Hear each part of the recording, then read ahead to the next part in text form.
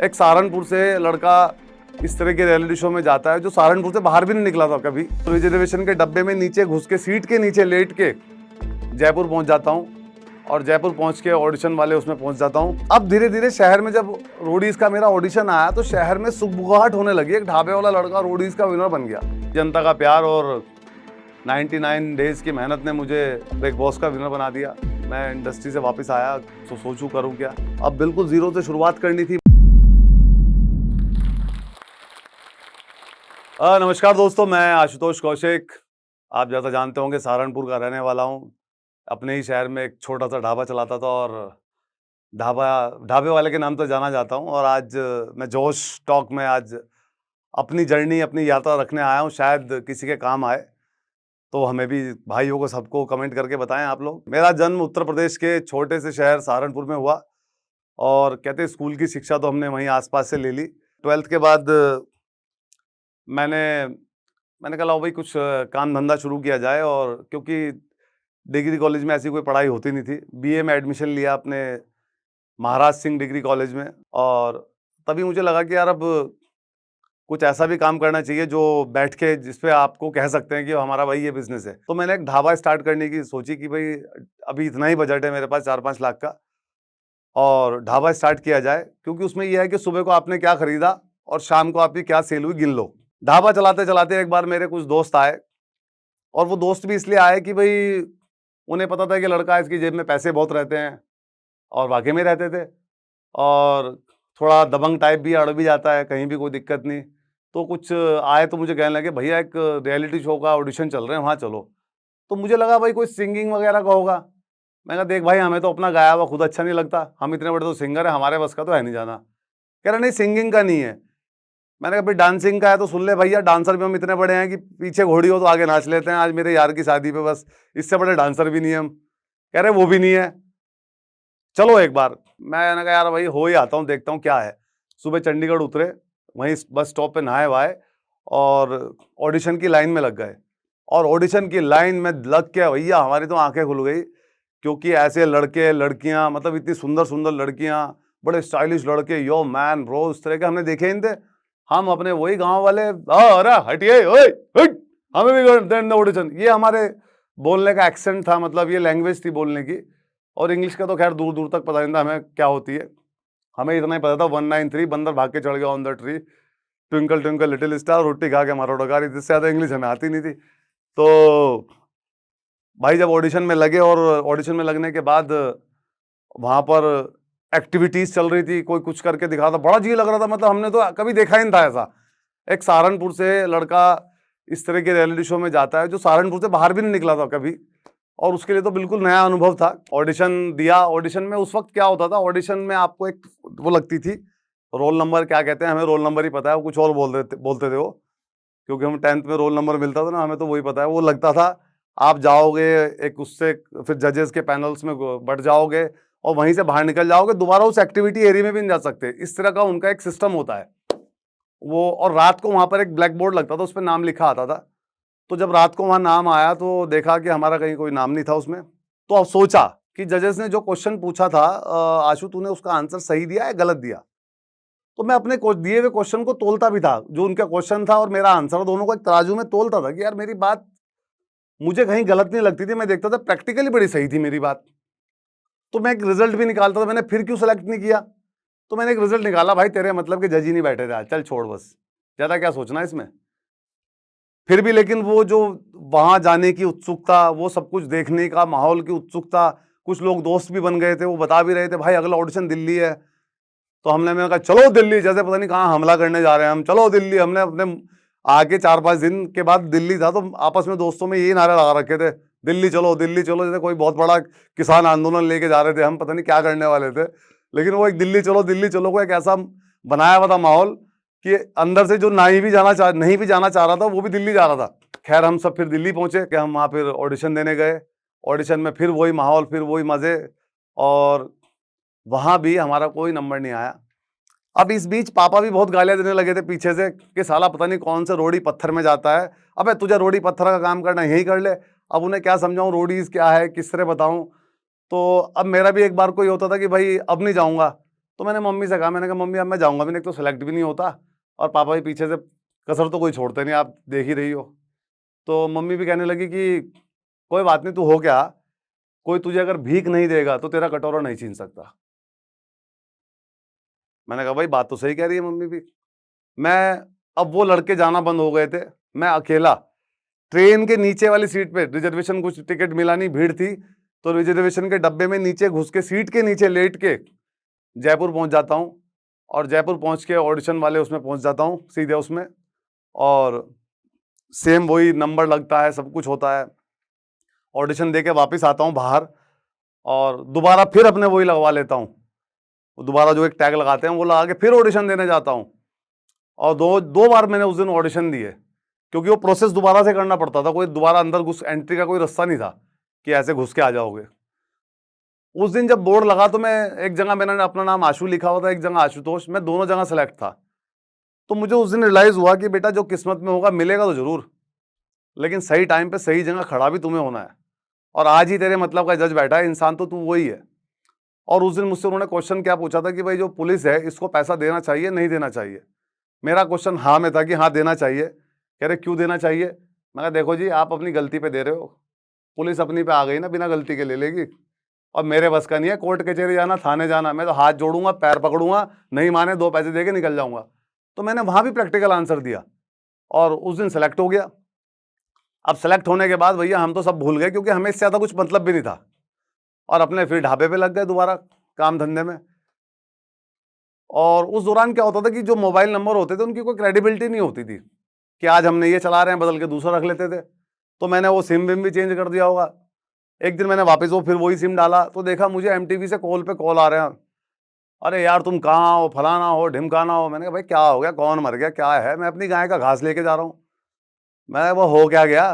कह रहे हम रोडी से बोल रहे हैं। मैंने बोल क्या बोलना है? अरे तुम्हें जर्नी पे जाना है, हमें चले जाएंगे फिर। कह रहे तुम पे पासपोर्ट है? मैं कहा नहीं बिल्कुल नहीं है। कह रहे फिर? मैंने तुम बताओ फिर तो।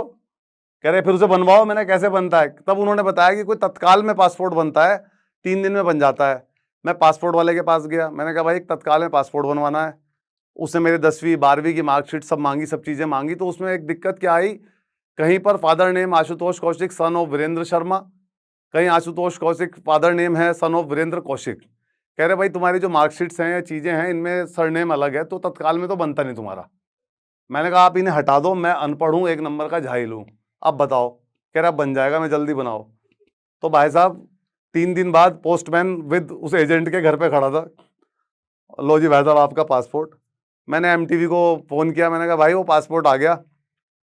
कह रहे पासपोर्ट की वो स्कैन करके हमें भेज दो, हम आपका वीज़ा वगैरह जो भी है वो कराते हैं, और आपको दिल्ली तक आ जाना है, और आगे आप कोई करेंसी कैरी नहीं करनी है, आप हमारे साथ रहोगे।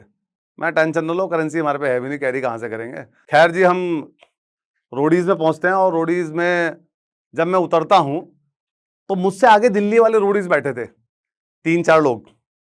मुझे कोई जानता नहीं था क्योंकि मैं जयपुर से अकेला सेलेक्ट हुआ था। ये दिल्ली से 3-4 सेलेक्ट हुए थे, ये बैठे थे आगे। और जब ये लोग सेलेक्ट हुए और ये आपस में बातें कर रहे थे, वी आर डेली गैंग, ये हम सबकी बैंड बजा देंगे, ये कर देंगे, हमें यूनिटी फलाना ढिमकाना सब चल रहा था इनका। तो मैं सुन रहा था इनकी बातें। एयरपोर्ट पे भी उतरा तो मुझे ये लोग ऐसे समझ रहे थे कि कोई प्रोडक्शन वाला लौंडा है, कि कोई है ऐसा कुछ। किसी ने मुझसे बात नहीं की। और जब मैं जाके उनकी बस में बैठा तब जाके इनको लगा कि ये रोडीज़, ये भी रोडीज़ है, तब इन्हें पता चला। और ऐसे रोडीज़ की जर्नी शुरू हो गई। जर्नी शुरू होते, बाकी जर्नी तो देखो रोडीज़ की सबने आपने देखी ही है, और रोडीज़ का विनर बनाना है जो भी है वो सब आपने देखा है। और जब रोडीज़ पूरा हो जाता है, मैं उनको रोडीज़ वालों को बहुत बोलता था। मैं कहा देखो सहारनपुर से जयपुर और जयपुर से कुआलालंपुर, जहाँ जहाँ पूरा है वहाँ वहाँ अपन फूर है, कभी रुका नहीं तुमसे। तो इस तरह की बातें करता रहता था। और जब रोडीज़ ऑन एयर आने लगा, ऑन एयर की शहर में ऑन एयर आने ही वाला था मेरा एपिसोड, और मैं शहर में आके फिर रोडीज़ से जैसे रोडीज़ पूरा हुआ, मैं कुआलालंपुर से दिल्ली, दिल्ली से मम्मी पापा लेने आए हुए थे, दिल्ली से सहारनपुर। और सुबह ही बिल्कुल 4:30 बजे फौजी खाता मंडी में सब्जी ले रहा था खड़ा हुआ। हाँ भाई क्या भाव, तेरा क्या भाव मंडी? मैंने कहा भाई ये कहाँ था राजयोग से, मैं वापस उसी पे आ गया। अभी तक तो राजयोग चल रहा था तेरा। सुबह ही बिल्कुल बिल्कुल ऐसे तड़के पापा ने, "यार तेरी साले मंडी पहुंच और जल्दी जा, वहां सब्जियां प्याज काटना, मतलब सर्विस करना। मुझे हर चीज आती है ढाबे की, मटर पनीर, चाय पनीर, पालक पनीर, चना मसाला, कड़ी पकौड़ा, दाल मखनी, पट पट सब बनाता हूँ, सर्विस भी करता था ना। तो मैंने कहा भाई ये तो बिल्कुल राजयोगी चला गया तेरा, ऐसा लगता था कहाँ तुम थाईलैंड मलेशिया सब जगह घूम रहे थे भैया, फुकेट बीच पे, बैंकॉक। अब धीरे धीरे शहर में जब रोडीज का मेरा ऑडिशन आया तो शहर में सुगबुगाहट होने लगी, एक ढाबे वाला लड़का रोडीज का विनर बन गया। पहले जिस ढाबे पे कोई देखता नहीं था उधर की तरफ लड़कियां तो कोई देखती भी नहीं थी।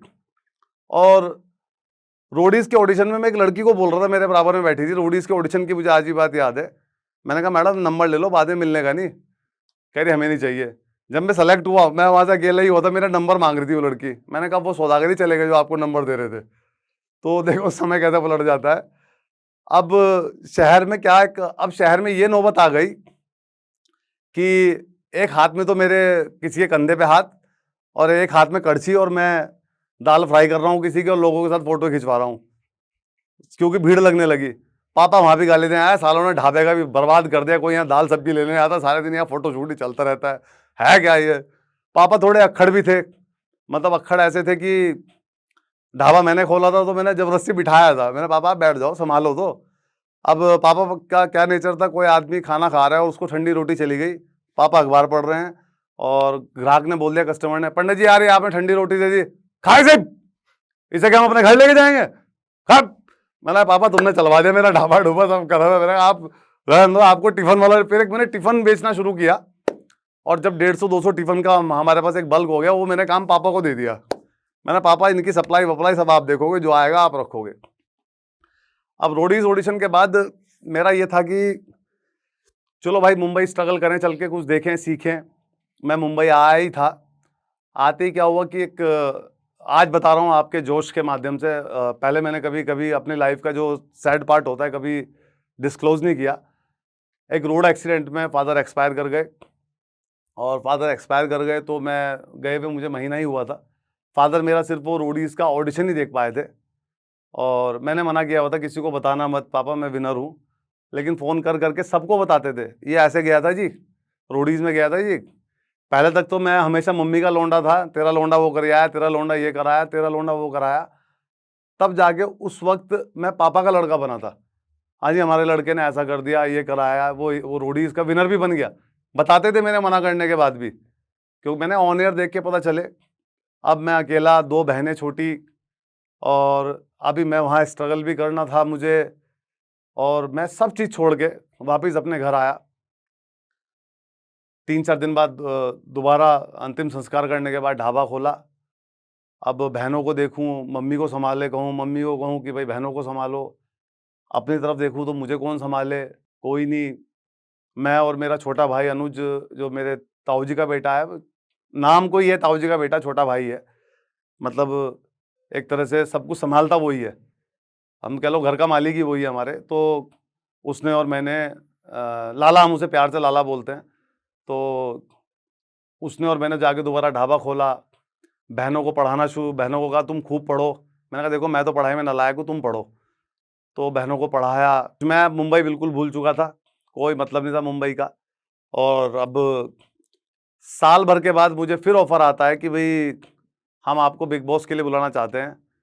मैंने भाई ये है क्या, हमें तो ये भी नहीं पता बिग बॉस होता क्या है। तो उन्होंने बताया कि एक रियलिटी शो है जिसमें इस तरह लोग घर में रहते हैं, आप आना चाहेंगे। मैंने कहा जी, कह रहे हैं हम, आप मिल लो हमसे आके एक बार।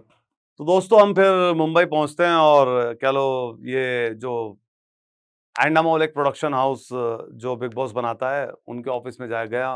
उन्होंने मुझसे बात की कि भाई आप बिग बॉस में कैसे, मतलब क्या, कैसे रहोगे, बहुत सारी बातें की। मैं अपने जवाब दे के आ गया, और उन्होंने मुझे कोई फाइनल नहीं किया।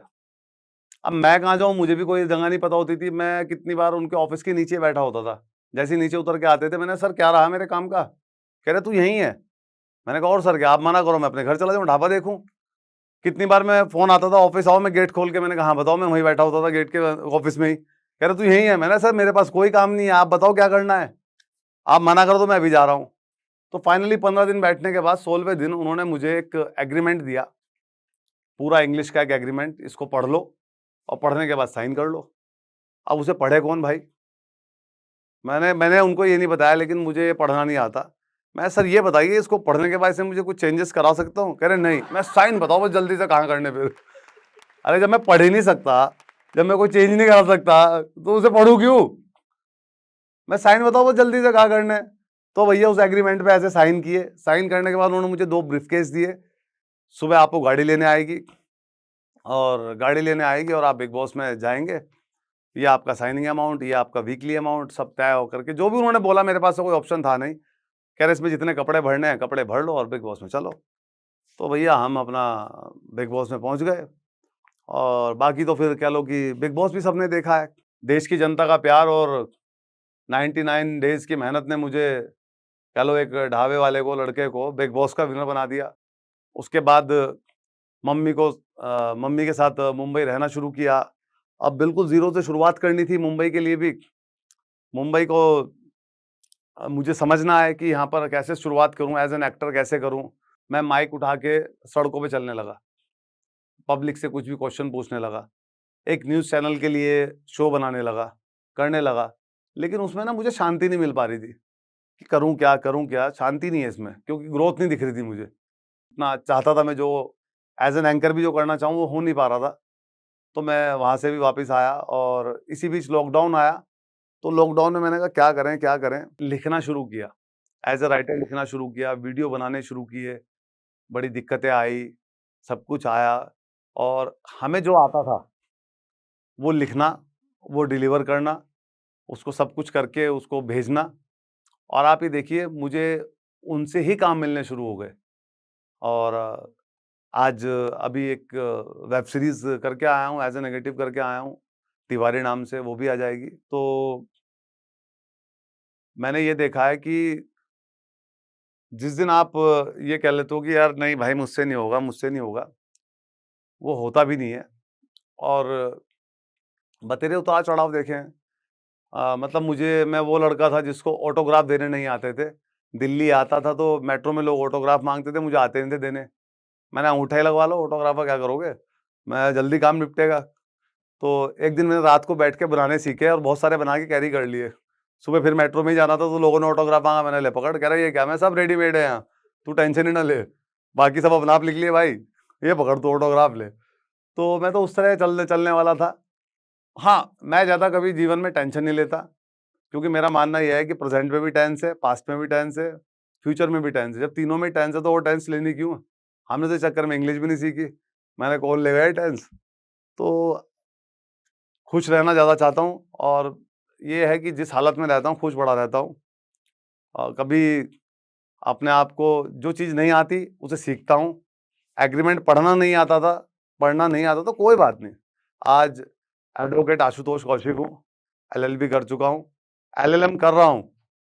तो ये नहीं कि मुझे होगा नहीं। लोग जो कहते हैं ना, लोग सफलताओं में कठिनाई देख लेते हैं। मैंने, कठिनाई कितनी है इसमें सफलता देखेंगे ना, क्या दिक्कत है? तो कठिनाइयों में जो सफलता देखता है वो अपना आप चीज़ों से पार निकल जाता है। क्योंकि आप जोश टॉक्स देख रहे हैं तो जाहिर सी बात है कि आप अपनी जिंदगी में कुछ बड़ा करना चाहते हैं और वो सारे स्किल्स सीखना चाहते हैं जिनसे आप अपने सपने पूरे कर सकें। और आपके इन्हीं सपनों को पूरा करने में मदद करता है जोश टॉक्स का इंग्लिश स्पीकिंग ऐप, जिसमें हम आपकी मदद करते हैं उन सारे स्किल्स को सीखने में जिनसे आप बाकियों से आगे बढ़ सकते हैं। चाहे इंग्लिश बोलने में कॉन्फिडेंस और फ्लुएंसी की कमी हो या पर्सनालिटी डेवलप करने में परेशानी हो रही है, इस सब के लिए आपको वन स्टॉप सॉल्यूशन हम देना चाहते हैं और इसका नाम है जोश टॉक्स इंग्लिश स्पीकिंग ऐप। तो इंतजार किस बात का है? आज ही डाउनलोड कीजिए जोश टॉक्स इंग्लिश स्पीकिंग ऐप और अपनी सक्सेस की तरफ एक नया कदम बढ़ाइए। Click the link now.